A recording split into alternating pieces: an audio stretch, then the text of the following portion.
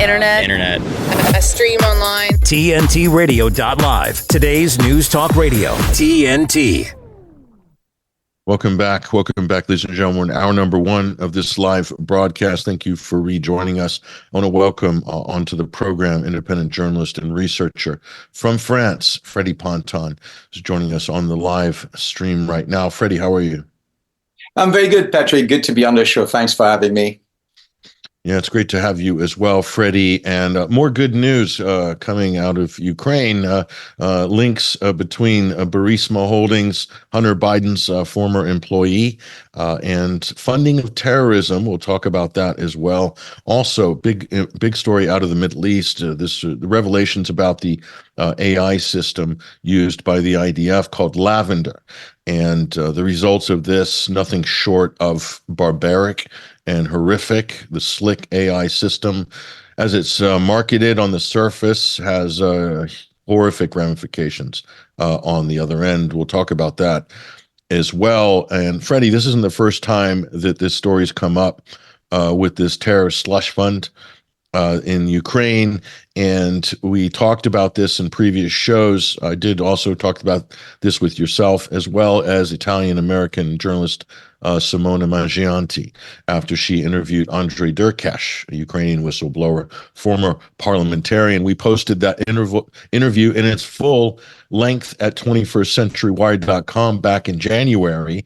And if you remember, Freddie, this is exactly what Derkash said at the end, that there's a slush fund through all of this embezzling, all of this money laundering in Ukraine, all this money coming from the West, sloshing through, is ending up financing assassinations, terror, black ops. Wouldn't be the first time, would it, Freddie? Shades of Central America, Iran-Contra, the list goes on and on and on. What do you think?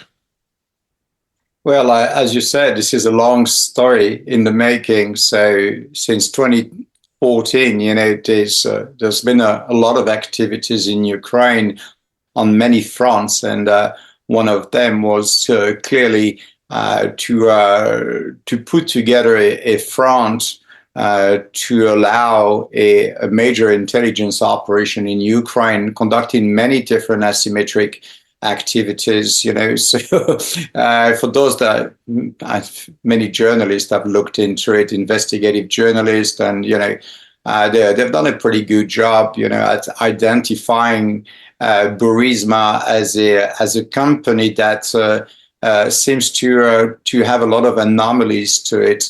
And it is sure that having someone like Hunter Biden, the son of the actual president of the United States, on board at the time of this company was highly suspicious. And then, of course, when you look at the various characters involved in this saga, with a Ukrainian minister for natural resources being the owner of a privately owned oil and gas company, with assets pretty much managed from Cyprus, then you get already pretty much the bulk of a story here that is worth looking into it. And then, of course, you add to that people like Coffer Black and other, interesting characters like the former president of Poland as well.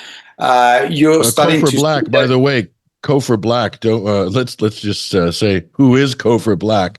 The former CIA head, is he not?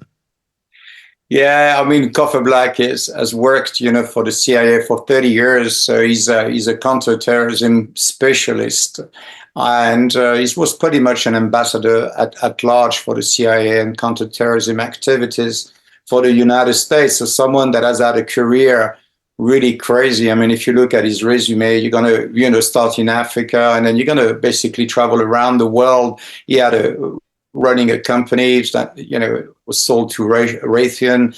And then this guy is interested and has basically his hand in many, many pies. So that made him, of course, a very interesting character to look into. And there's no doubt that the Russian Federation Investigative Committee have had his eyes its eyes on someone like Coffer Black for a very long time. So I think the interesting and the difficulty at the same time to draw pictures of what really is going on is really about, looking into both Hunter Biden's, why Hunter Biden is on board of a company like Burisma. He has no past, obviously, in the oil and gas industry.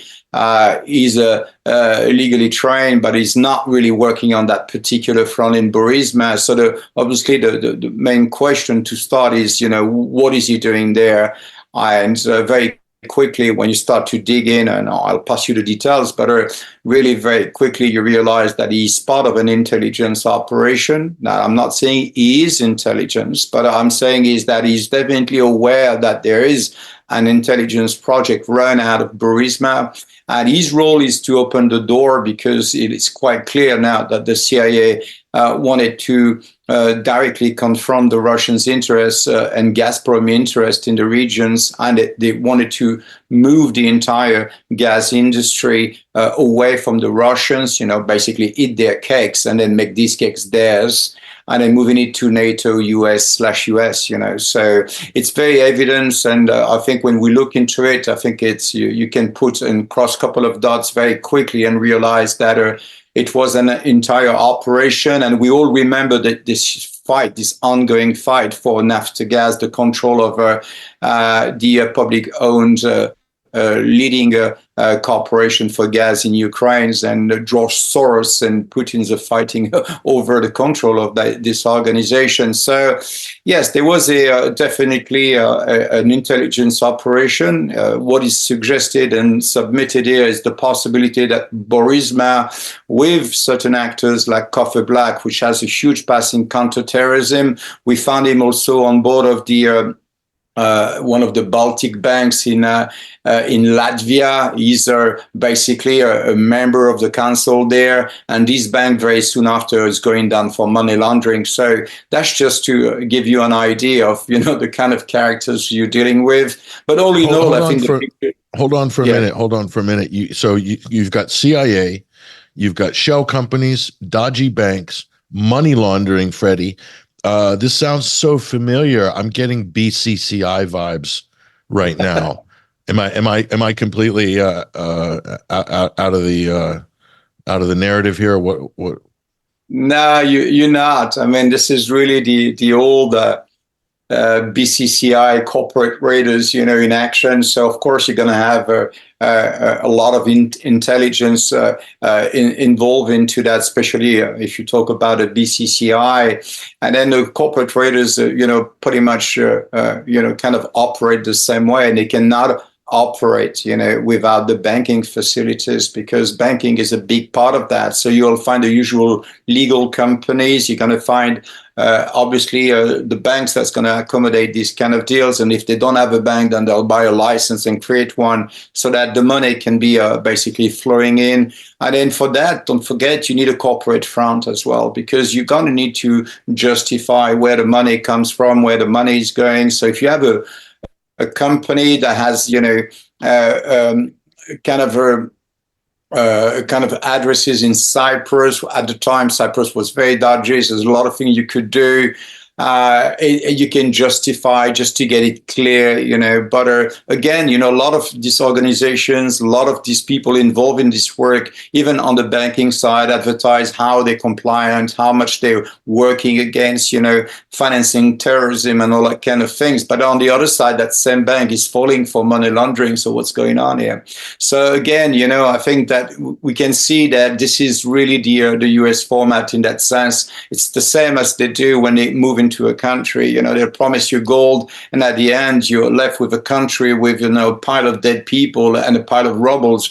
Well, it's the same for the banking. They'll go in there, they'll switch it the way they want to use it. When it's done the job, they pull out, the bank goes down, become insolvent, and on and on. So as I said, Coffer Black is very intriguing as a character. I mean, you could do literally a movie about Coffer Black, and as I say, he's got no credential in the oil and gas industry like Biden. So what are these guys doing on board of Burisma? So I think the Russian Investigative Committee is looking into it. And clearly, Koffer Black is not a small guy. I mean, as I say, he became a council member of the Baltic International Bank, in Latvia. So he's someone that has obviously the entries and the trust, to be placed, in a right environment, in the right outfit to serve a purpose. When that purpose is served, he gets to move on, without being, worried or concerned or intimidated by anybody. So it is what it is. But as I said, there reminds me this whole time of Arm & Hammer and, the Robert Maxwell and all these goldsmiths, all these corporate raiders, at the time. And then just BCCI story, of course, with Samuel Pizar. I remember looking, because we've been working for now 2 years on dressing a real pictures of who Samuel Pizar truly was. It's the stepfather of Antony Blinken. And it was an interesting person because he spent a lot of time in France, and he obviously, his son too as well, Blinken spent some time in France as well. So we kind of retraced a little bit their life in our country. And it's very, very crazy to find out that Samuel Pizar was, literally offering the BCCI to some Lebanese dodgy tycoon, So we can clearly see that the Maxwell, the corporate writers, the Samuel Pizar, there is, just to be clear. Just to be clear, Samuel Pizar was also a lawyer for Robert Maxwell, who is the father of Ghislaine Maxwell, who was the fixer for Jeffrey Epstein, his partner in his international trafficking and blackmail ring. So it's all interesting how all of that is weaved together. And Tony Blinken never is asked about this in the media. It's a hands-off policy.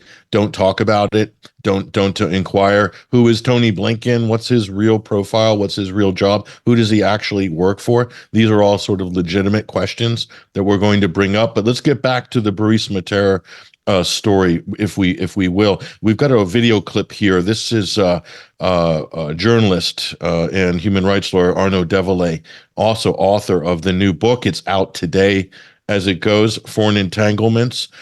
We've got him here with RT International just last night. Let's roll this clip. Now, there hasn't been a direct link made to the Crocus City Hall terror atrocity, but judging from the allegations that we're hearing, is it more likely than not that the oil and gas company Burisma Holdings was involved in some way in financing that attack? Well, this is something that the Russian Investigative Committee is going to have to determine, to be sure. But this is nothing new. I actually have a book coming out tomorrow called Foreign Entanglements, which covers the Burisma-Biden saga. And this goes back to 2014. We know that there were bribes paid to close out some of the case files against Dan Sloshevsky, the CEO of Burisma. And the company became essentially a vehicle to launder taxpayers' money. I would point also to the tapes released by, or made public, should I say, by Andrei Derkash, the former Ukrainian MP, back in 2020 on this issue, in which he perfectly establishes all the links, whether about Hunter Biden, the Naftogaz situation with Austin.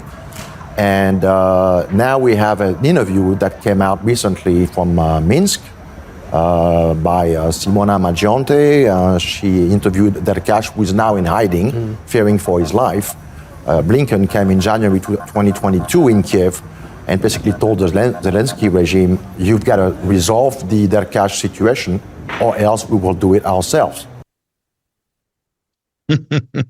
So the gangster, Tony Blinken, this is like straight out of The Godfather, sending, the son shows up saying, you got to deal with this Derkash problem. So what did Derkash do? He blew the whistle on this slush fund, among other things, by the way, the reverse gas scandal. A lot of these things trace back to Burisma, Hunter Biden, Joe Biden. But this terror slush fund he mentioned was particularly interesting because you're talking about money scraped from USAID ID scraped from all this Western aid that's been pouring into the country, all these sort of embezzlement operations, money laundering, all the things you mentioned, Freddie, and then assassinations, terror attacks, black ops, all this stuff funded from this kind of gray slush fund connected to all these fake or dodgy companies, Burisma Holdings being one of them.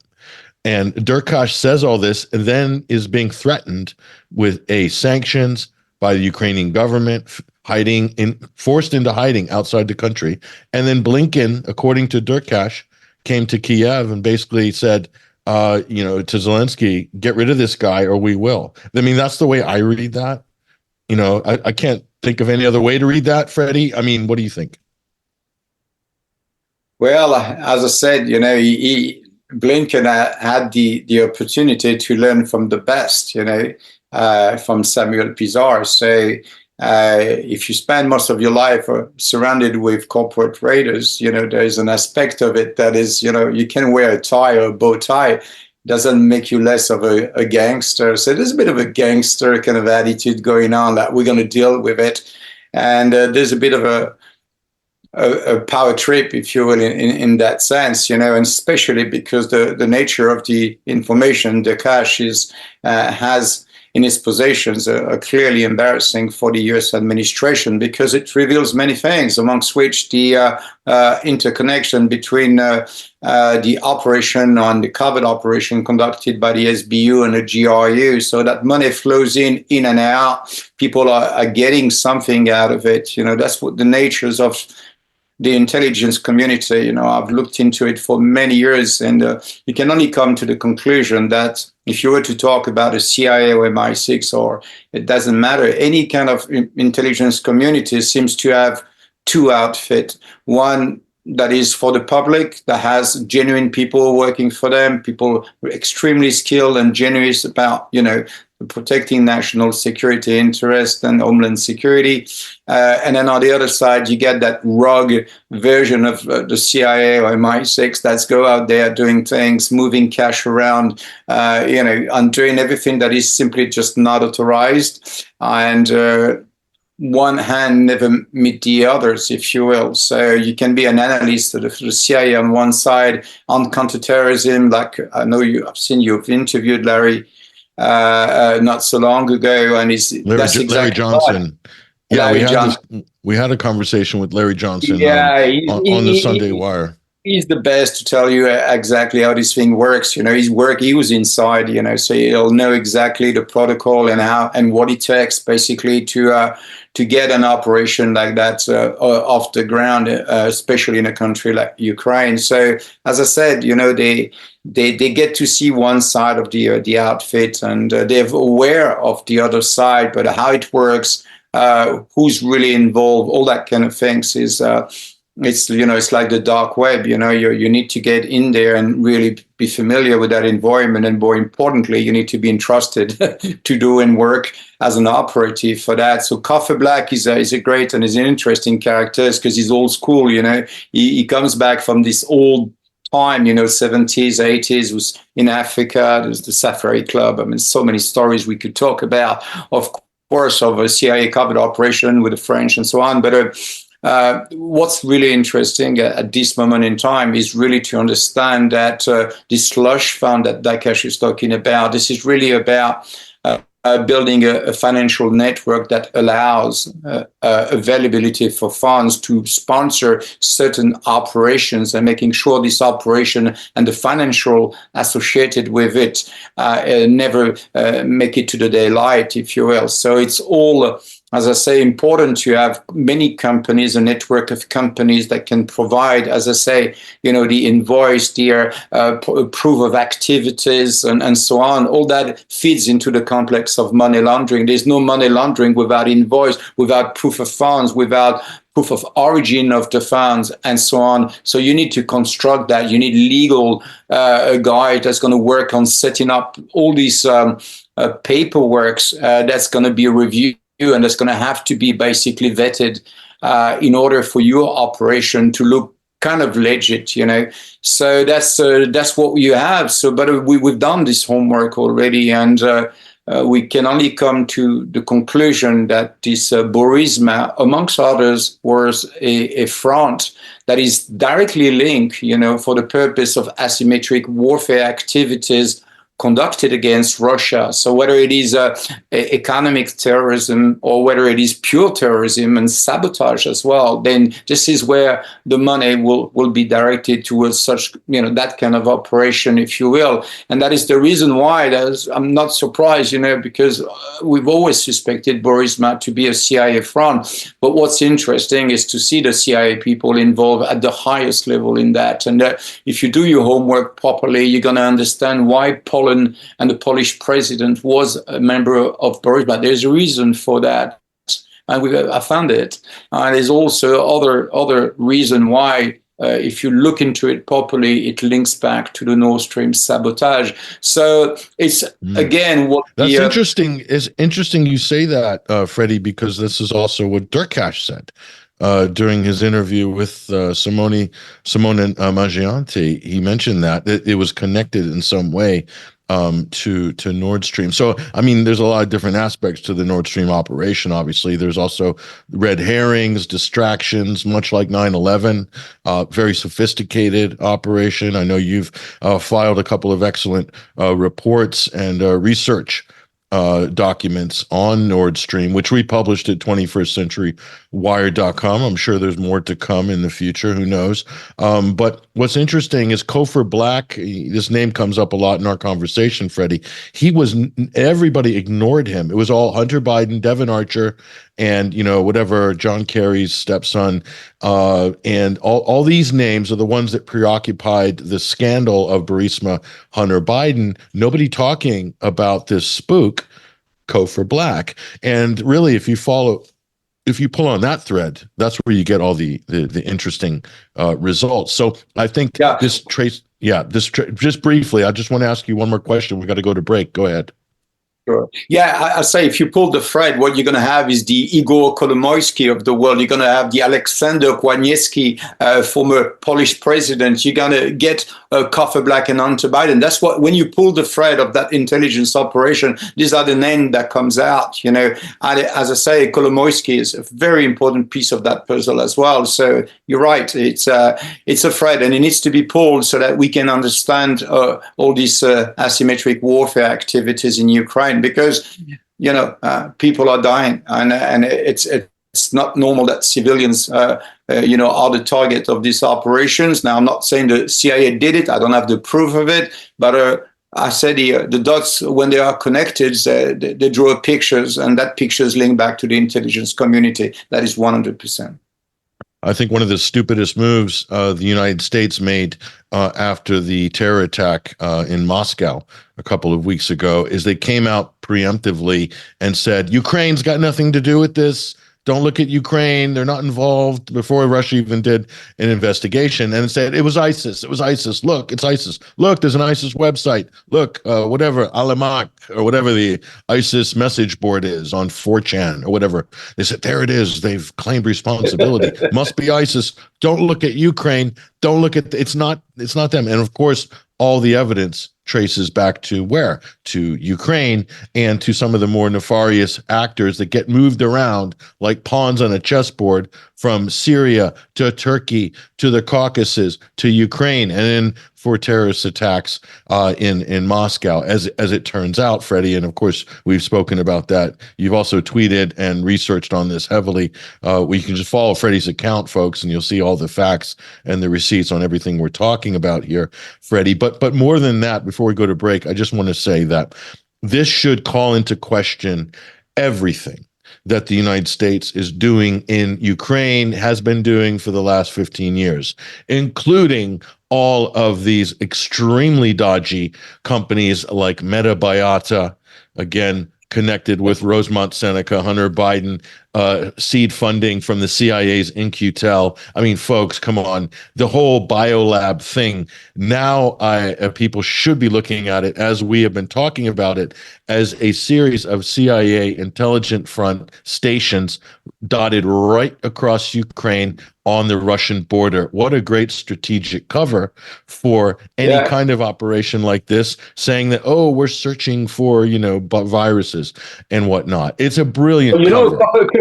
Copper Black is involved in cancer research, in biotechnology, is involved in banking, in defense, in intelligence, in oil and gas. I mean, these guys can do pretty much, he's Superman, But to find him in cancer research and in biotechnology in Ukraine, I mean, you must wonder, what really was going on in Ukraine. Well, so you point the fingers at these biotech labs and these bioweapon labs and all that kind of things. So, I mean, I've reported on it. So there's a lot of obviously indication that anti-Biden link with Metabiota and so on, and all these guys, they all kind of Davos and so on. I mean, the whole thing is just. It really doesn't take a lot to start to realize that really we're dealing with Ukraine as Ukraine. We're starting to understand the importance of Ukraine as a platform for economic terrorism and in pure terrorism, So that's an escalation in asymmetric warfare, which we should be worried about. And I think the Russian Investigative Committee is worried about that, because we're not talking about just destabilizing here. We're talking about direct attack on civilians. So I understand that the Russians want answers, and I can see where the Russians are going with this, for sure. Yeah. So, there's so many front companies, there's nothing better than like global public health as a sort of carte blanche to go gallivanting around across borders and pretty much go wherever you want to go with pretty much diplomatic immunity. It's a brilliant cover. If you want to infiltrate anything, if you're an intelligence apparatus, that's where you want to be. And I think this is exactly where the Americans and the British have been. EcoHealth Alliance, I think, is also in that collection of very intricate front organizations or cutout organizations. And that should give people a different viewpoint of what the so-called pandemic really was all about, among other things. But we don't want to go down that rabbit hole into the bowl of bat soup today, Freddie. So we'll just spare everybody that. You can't. All you need to know is, and you have to keep it very simple. The truth often is in front of you, just, going through a lot of detour to try to, convince ourselves that what we are looking at is true. But the US fight anti-corruptions in Ukraine, but Biden blackmailed a judge to save his sons and his son's boss. What does that tell you? Coffer Black fight against the financing of terrorism, but the bank he was with in Latvia goes down for money laundering. I mean, simple things like that should really fighting terrorism or financing terrorism. It's a fine line, financing of terrorism. That's what these guys are. Very fine line. A very fine line. Which is we know how they operate. We might not know where they're operating from at all the time, because this is a moving piece. It never stays at the same place. It does serve a purpose, it's collapsed, and it moves on to another one. What you want to find is the base, that BCCI. You want to find it. If there is a major project like Ukraine, you must expect that there is a big financial construct that is available to them at all time to manipulate, move funds, because there are so many projects, derived from the Ukraine conflict that it's moving billions of dollars on a regular basis. And when we talk, I got an answer. The sovereign debt scandal in Ukraine, Privat Bank, Kolomoisky's bank, the sovereign debt scandal, basically using embezzling state funds, washing it offshore, and then bringing it back in to purchase sovereign debt at a high yield interest rate. Everybody was in on that scam in America. Everyone's getting rich off that through companies like Franklin Templeton Investments, and this goes right up to the level of BlackRock. Okay, that's eventually, if you follow the money, goes right up to the top, to the penthouse. Okay, so it goes right to George Soros, right to BlackRock and all these guys. So, I mean, that's above the pay grade of even a lot of people in Washington, to be quite frank. So, but we're seeing the clues to this. And by the way, Arnaud Devolay has done a great job. His new book's called Foreign Entanglements. I'll tell you what, we're going to get, I'm going to call Arnaud and get him on the show tomorrow, because the books just came out on Amazon, believe it or not. So what a coincidence that his book is out at the perfect time. So he's actually had so many delays. He's had so many delays in publication on this. He's been trying to publish this for 6 months, more than 6 months. And there's always been delays. Now the book is out. So I think this is going to be a hot number. Everyone's going to want to get a hold of this book. So we're going to get Arnaud on. We're going to talk about the book and this latest story. Great timing, of course.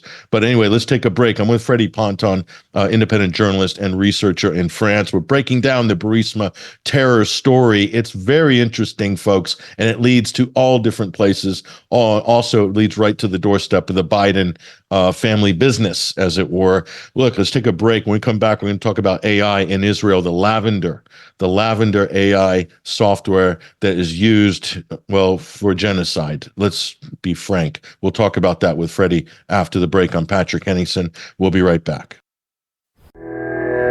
You're with Patrick Henningsen on today's News Talk Radio, TNT. All right, ladies and gentlemen, welcome back. Welcome back to this live broadcast. We're in the final segment of the first hour. I'm joined by independent journalist and researcher Freddie Ponton. He's joining us from the Republic of France, La République. We'll talk about France maybe another time, Freddie. There's a lot going on in your part of the world, but there's also a lot going on in the Middle East. This story is very disturbing coming out of Gaza. Now, this has been released. I think it's the 975 magazine, this Israeli media outlet, that did this expose on this AI system called Lavender. And I know you've been looking into this very closely. And for those people who don't know anything about this, I know some of our listeners are already kind of familiar with this story. For those, Freddie, who don't know anything about this, in a nutshell, what is Lavender and how do they use it recently in Gaza? Yes, you're referring to the Plus 972 magazine, but also Local Call as well. They basically both revealed the existence of a second, it's not the first one actually, but a second AI program developed by the Israeli intelligence unit 8200s. So I remember them because they had a great article about the gospel artificial intelligence program, which we can talk about it because it's coupled actually with this new AI program, which was revealed in the most recent investigation. So this is basically something which was pretty much developed and thought of by the Israeli intelligence corps unit of the Israeli Defense Force that are responsible for clandestine operation. They're known as the 8200 intelligence units, and their job is to really collect signal, if you will, intelligence known as SIGINT, and they work on code descriptions, counterintelligence, cyber warfare, military intelligence and surveillance. I mean, the entire intelligence spiel. So what they ask and what the commander of this Israeli intelligence did is that he made a case for designing a special machine that could rapidly process massive amount of data. And that was to simply generate thousands of potential targets, for military strikes. And basically, the outcome of this software was to create a kill list, if you will, something that they could use after having identifying basically all those that, according to their data, were Hamas operatives or Palestinian Islamic Jihad operative PIJ. So that's what they've did, and they call it the Lavender AI program. So very briefly, what I can tell you about the Lavender AI program is that it's a system, it's an artificial intelligence program that is primarily designed to mark people, all the suspect operative from Hamas and PIJ, and anyone that is basically considers by the IDF as people involved in the operational aspects, so the Al-Qassam Brigade and so on. I mean, there's many factions within Hamas. And so to resume the AI program called Lavender, it's really to mark people. I think that's really the main message about this program, and is to put them on a kill list. So the IDF almost completely relied, especially at the early part of the after the October the 7th, they pretty much relied on this piece of software to identify a large number of Palestinians which were suspected to be Hamas militants. And I think they managed to get about 37,000 people on that list. Can you imagine 37,000 people? That's a lot of people. And there's also a piece of information that is interesting, Patrick, is that the Lavender AI also benefit from the data generated by the Gospel AI program. And the Gospel AI program is about identifying infrastructures and building where the so-called alleged Hamas operatives are living.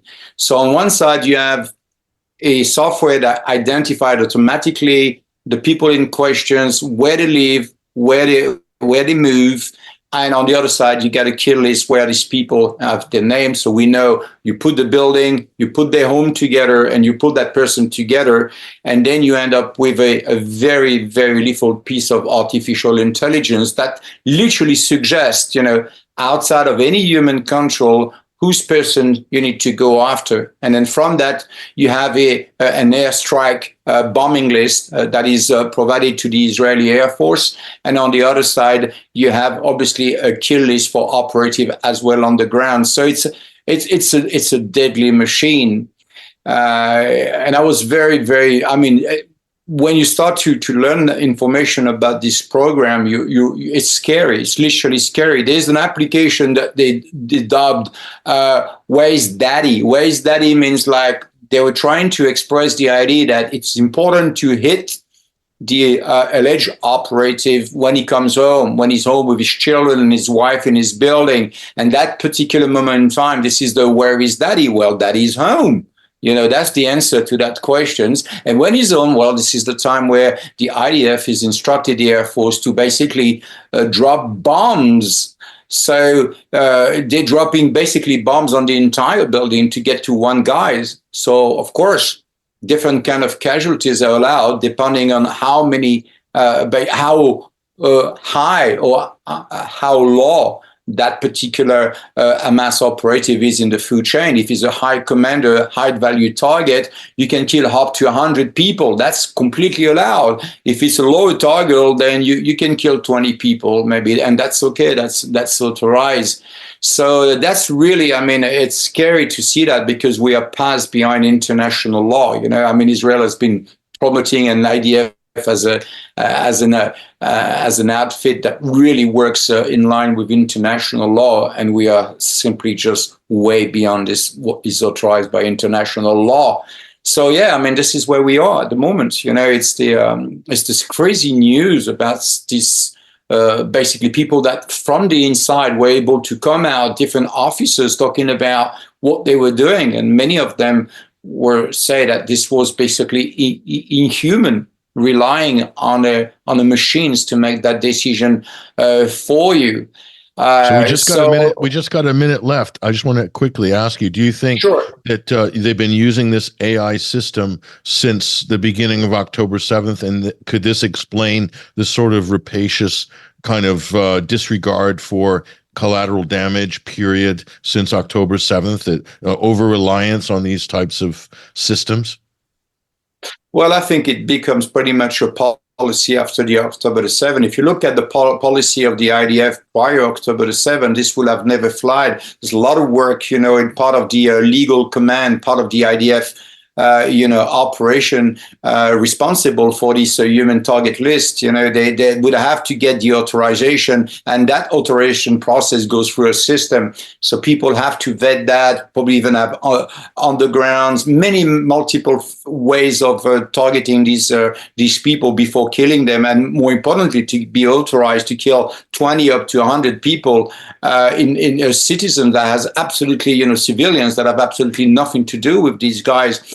And the process on how you get into that list also is very challengeable, because, if you change your phone, if you move addresses, or if you've worked for the government, or you might have been a contractor for the government, you're part of emergency services, suddenly you're linked to Hamas and you're a potential target, and your whole family and the entire people in the building can be killed so that they can get to you.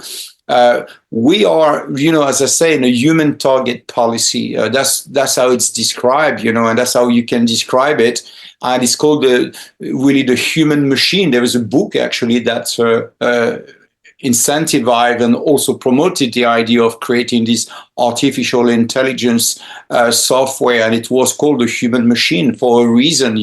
How to create synergy between human and artificial intelligence. And that's really been applied across the board. We had the book exists. It's in English, so it's really interesting to see that. And also the way, how cynical it was. The kind of bomb they were using.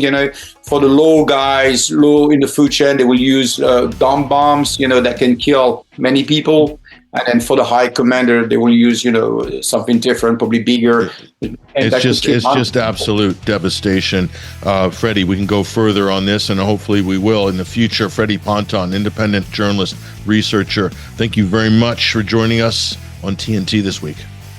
It's been my pleasure.